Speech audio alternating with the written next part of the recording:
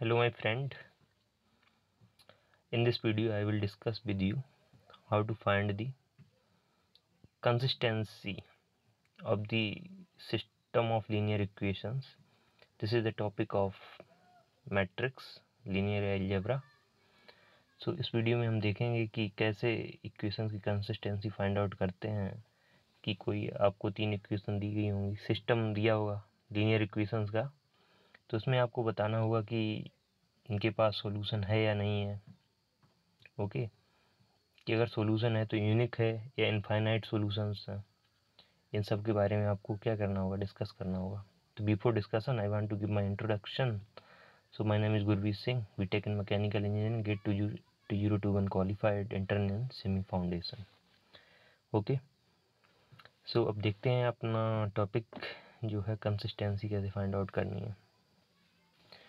देखिए यहाँ पे steps to investigate consistency of the system. इसमें आपको क्या होगा, देखो तो मैं समझाता हूँ।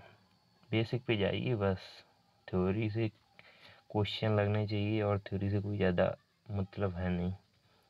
तो देखो कैसे बताते हैं कि अगर मान लो आपको इक्वेशन कोई दी गई है 2x + 3y ऐसे कुछ plus 4z equals to something, कुछ भी दिया, मान लो 0 दिया, ऐसे ही आपको क्या है 3 इक्वेशन दी जाएंगे।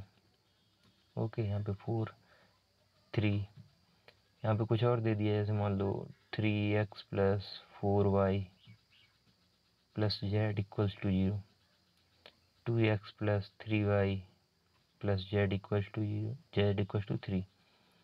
तो आपको ऐसे मान लो 3 इक्वेशन दी गई हैं और आपसे कोई बोले, और ये इक्वेशन किसकी है, ये प्लेन की इक्वेशन है।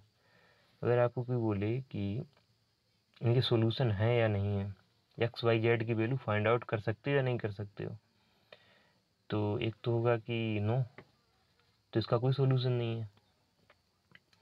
अगर इनका कोई सॉल्यूशन है तो एक्स वाई जेड की कोई एक पार्टिकुलर यूनिक वैल्यू आएगी या फिर इनफाइनाइट कितनी भी वैल्यू आ सकती हैं, या वेरिएबल के टर्म में आएगी।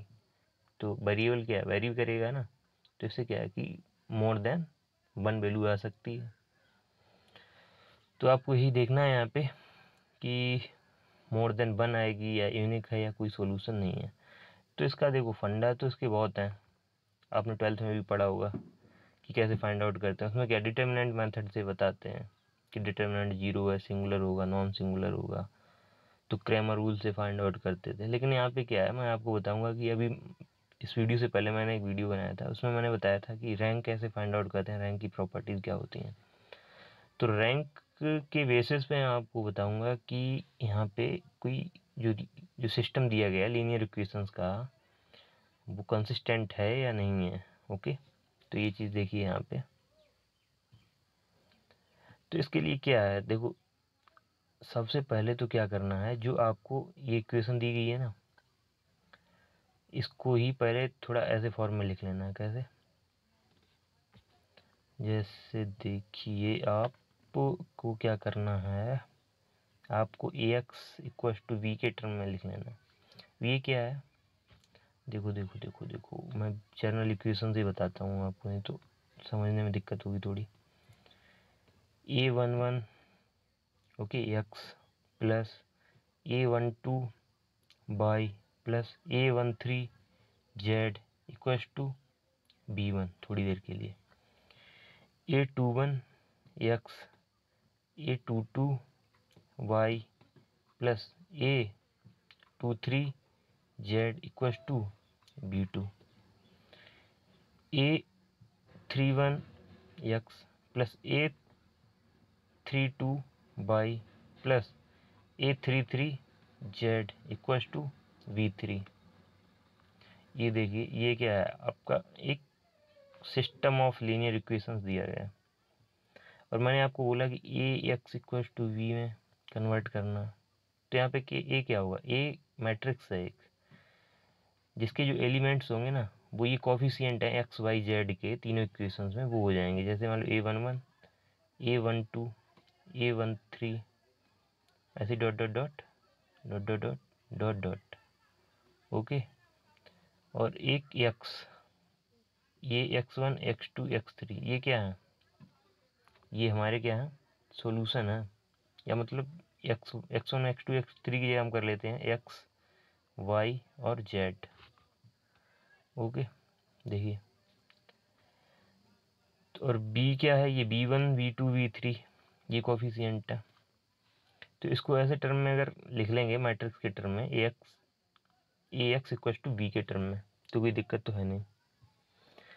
और ये जो मैट्रिक्स है ना, इसकी रैंक हम निकालना जानते ही हैं, ठीक है। तो ये किसकी होगी, ए की रैंक हो जाएगी। इसकी अगर हम फाइंड आउट करेंगे तो रैंक निकाल लेंगे, कोई दिक्कत नहीं है। और एक होता है ऑगुमेंटेड मैट्रिक्स। अभी ऑगुमेंटेड मैट्रिक्स क्या है, देखो मैं लिख के दिखाता हूँ, ऑगुमेंटेड मैट्रिक्स, नो प्रॉब्लम।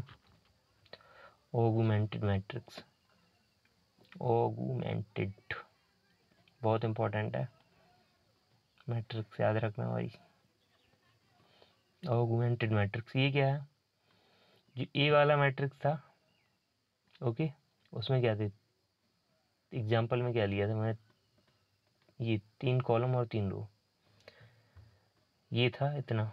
और इसमें मैंने ऐड कर देना है क्या चीज़, जो बी वाला है, b1 b2 और b3, इनको भी ऐड कर देना है। तो ये क्या बन गया हमारा ऑगुमेंटेड मैट्रिक्स। अब इसकी भी रैंक निकाल लेंगे। देखिए मैंने एग्जाम्पल में जो दिखाया ना, उसको ही लेके चलेंगे तो अच्छे से समझ आएगा। तो देखिए यहाँ पे, तो हम ए की भी मैट्रिक्स निकालेंगे और ऑगुमेंटेड मैट्रिक्स की भी रैंक निकाल लेंगे, दोनों की रैंक निकालेंगे। और रैंक अगर क्या आती है, दोनों की इक्वल आ गई, थोड़ी देर के लिए क्या आ गई, एक तो इक्वल आएगी रैंक ऑफ ए, और क्या है ऑगुमेंटेड मैट्रिक्स की जो है, ऑगुमेंटेड की है, अगर वो इक्वल आ गई, एक तो केस ये हो गया। एक हो गया कि अगर इनकी इक्वल ना आए, इनकी एक की 3 आ जाए, एक की 2 आ जाए, इनकी इक्वल ना आए, तो अब क्या करोगे। तो ये 2 पॉसिबल कंडीशंस है ना, तो इन्हीं के आधार पे मुझे बताना है कि देखो ऑगुमेंटेड मैट्रिक्स की रैंक निकाल लो, और जो गिवन मैट्रिक्स है ए की, कैसे गिवन कैसे है, इक्वेशन दी गई होंगी आपको 3 की, आपको पहले कन्वर्ट करना है उसको मैट्रिक्स की फॉर्म में। मैट्रिक्स की फॉर्म में कन्वर्ट करने के बाद आपको ए की रैंक निकालनी है और ऑगुमेंटेड मैट्रिक्स की रैंक निकालनी है। दोनों को अगर कंपेयर करेंगे, अगर इक्वल आ गई तो एक केस बन गया, अगर इक्वल नहीं आई तो दूसरा केस बन गया। अगर इक्वल आ गई हैं तो होगा ये, देखिए यहाँ पे देखिए, अगर इक्वल आ गई तो ये वाला केस है, अगर इक्वल नहीं आई तो ये देखिए ये वाला केस है। इक्वल नहीं है तो उनका कोई सोल्यूशन ही नहीं है, मतलब एक्स वाई जेड की वैल्यू हम फाइंड आउट ही नहीं कर सकते हैं। अब अगर इक्वल आ गई तो उसके सॉल्यूशन हैं, लेकिन हम ये नहीं क्लियर कर सकते हैं कि यूनिक सॉल्यूशन है या इनफाइनाइट सॉल्यूशन है। अब यूनिक सॉल्यूशन होने के लिए क्या है, अब उसमें वेरिएबल देखना है कि एक्स वाई जेड कितने वेरिएबल हैं, ठीक है। अगर मान लो एक्स वाई जेड 3 वेरिएबल हैं, और जो रैंक आई थी, अगर रैंक ए की और ऑगुमेंटेड मैट्रिक्स की रैंक और जो नंबर ऑफ वेरिएबल्स हैं वो अगर इक्वल हैं, अगर वो इक्वल हैं तो क्या है, उसका यूनिक सॉल्यूशन है। क्या है, यूनिक सॉल्यूशन है, जो देखो यहाँ पे दिया गया। अगर जो नंबर ऑफ वेरिएबल्स दिए गए हैं, जो नंबर ऑफ वेरिएबल्स दिए गए हैं, ये यहाँ पे देखिए, अगर उनसे कम आती है रैंक किसकी, ए मैट्रिक्स और ऑगुमेंटेड मैट्रिक्स की रैंक अगर उससे कम आती है तो क्या होंगे, इनफाइनाइट सॉल्यूशन होंगे। समझ आ गया। देखो मैं दोबारा रिपीट कर देता हूँ, कोई दिक्कत नहीं, आसानी से समझो, टाइम काफ़ी है, बस केवल क्वेश्चन की प्रैक्टिस करनी है और कंसेप्ट को एक बार क्लियर कर लेना है। तो यहाँ पे देखिए क्या है कि सबसे पहले हमें क्या बनाना है, एक मैट्रिक्स ए बनाना है, ऑगुमेंटेड मैट्रिक्स बनाना है, दोनों की अलग अलग रैंक फाइंड आउट करनी है। रैंक फाइंड आउट करने के बाद हमें देखना है कि अगर वो इक्वल नहीं है तो उनके कोई सॉल्यूशन नहीं है। अगर इक्वल हैं तो फिर देखना है कि जो वेरिएबल्स दिए गए हैं एक्स वाई जेड, उनकी जितनी संख्या है, जैसे मान लो 3 है वो, तो अगर 3 से कम आ गई तो क्या होंगे, इनफाइनाइट सॉल्यूशन है।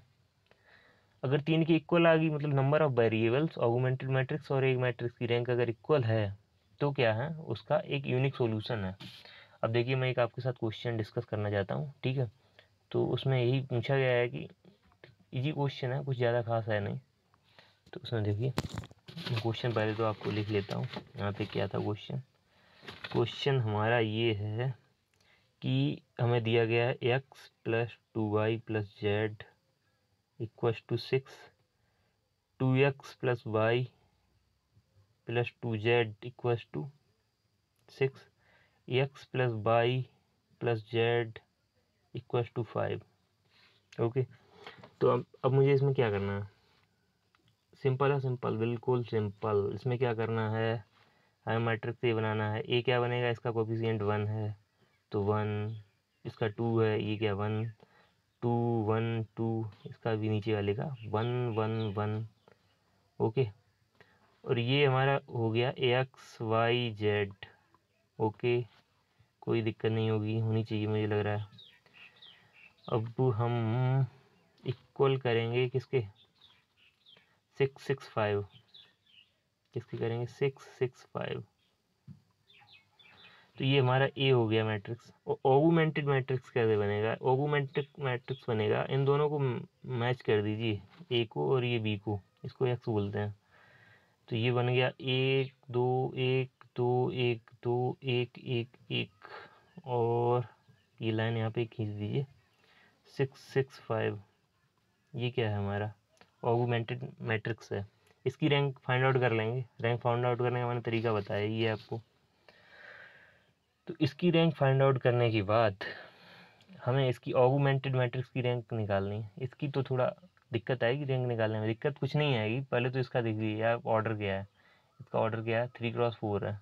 सेम बेसिक कंसेप्ट रखिए तैयार, बस हो जाएगा।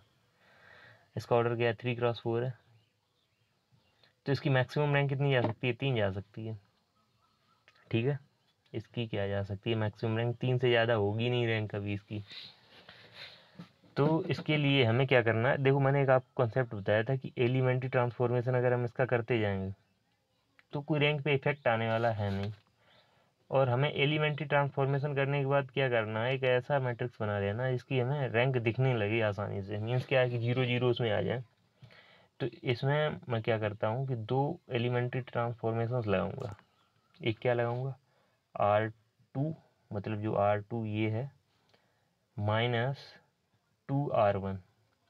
देख लीजिए, R2 - 2R1 करेंगे तो ये वाला जो एलिमेंट है ना यहाँ पे 0 बन जाएगा, और एक यहाँ पे 0 बन जाएगा, तो 2 0 हो गए। ईजी होगा ना रैंक निकालने में। R2 - R1 एक ये लगा दिया, और एक लगाएंगे R3 - R1। इससे क्या हुआ, ये यहाँ पे 2 0 बन जाएंगे। दिमाग लगाइए थोड़ा, ये 2 ट्रांसफॉर्मेशन लगाए। उसके बाद जो हमारा आएगा ना ट्रांसफॉर्मेशन लगाने के बाद एलिमेंट्री, तो वो आता है हमारा मैट्रिक्स कितना, 1 2 1 0 -3 0 0 -1 0। मैंने बताया था यहाँ पे ये 0 बन जाएंगे, 4 0 बन गए। और यहाँ पे आ गया 6 -6 और -1। ओके, कोई दिक्कत नहीं होनी चाहिए। फिर फर्दर हम एलिमेंट्री ट्रांसफॉर्मेशन लगा देंगे इसमें।